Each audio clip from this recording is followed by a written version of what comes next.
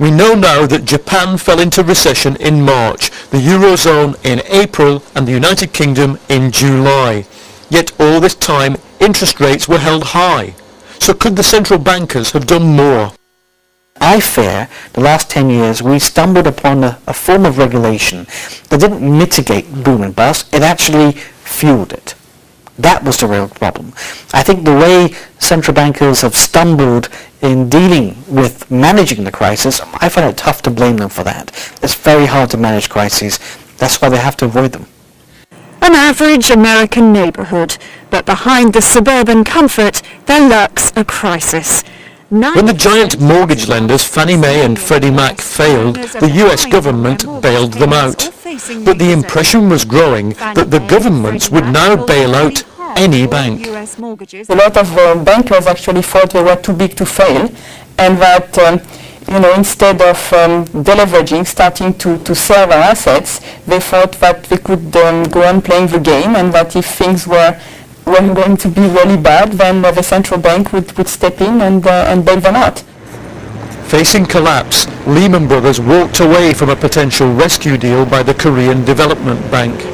The US government let Lehman fail.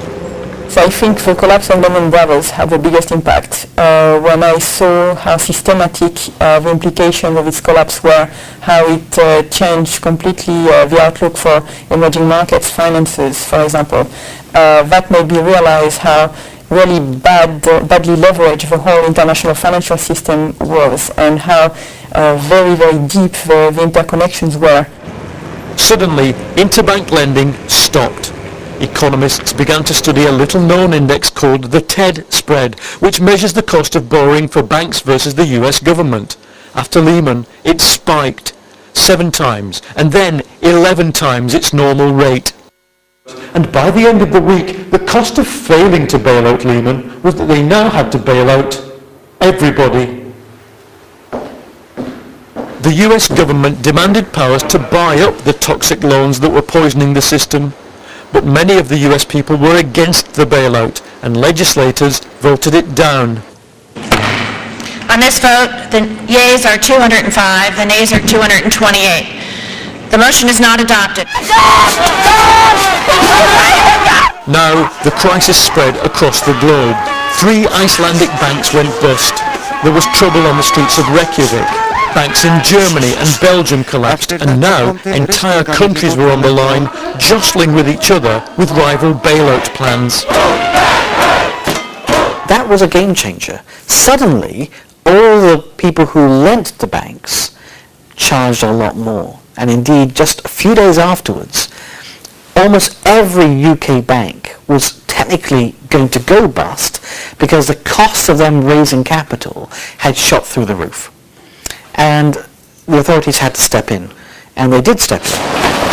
Any news on the banking bailout, Lady Vadera? Shruti, any news? The British solution, part nationalisation of the banks and a massive credit guarantee, was adopted across the world.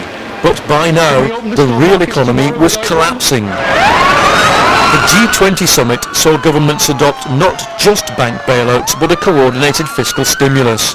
Taxes would be cut, bridges would be built. Watching all this happen, sometimes from quite close up, it's clear to me that nothing in the ideology of the policymakers really prepared them for this crisis. They improvised solutions enacted in the end decisively, but in the process, their whole belief system, for some, was turned upside down. You found that your view of the world, your ideology was not right. It was not working. It had it precisely. No, that's precisely the reason I was shocked, because I had been going for 40 years or more with very considerable evidence that it was working exceptionally well. As we move towards 2009, global recession is certain. Slump remains possible. One thing we do know, banking will never be the same again.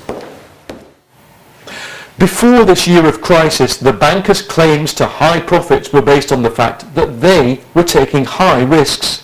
Now it's clear that we were taking high risks, and for them there was always a safety net. And the problem is, long after the Situation Room on this crisis is closed down, it will always be logical to assume that if it happens in the future, they'll be bailed out again. The global system born in the bunkers of the 1940s lasted for decades. That's worth remembering. Crisis measures have a habit of lasting longer than the crisis itself.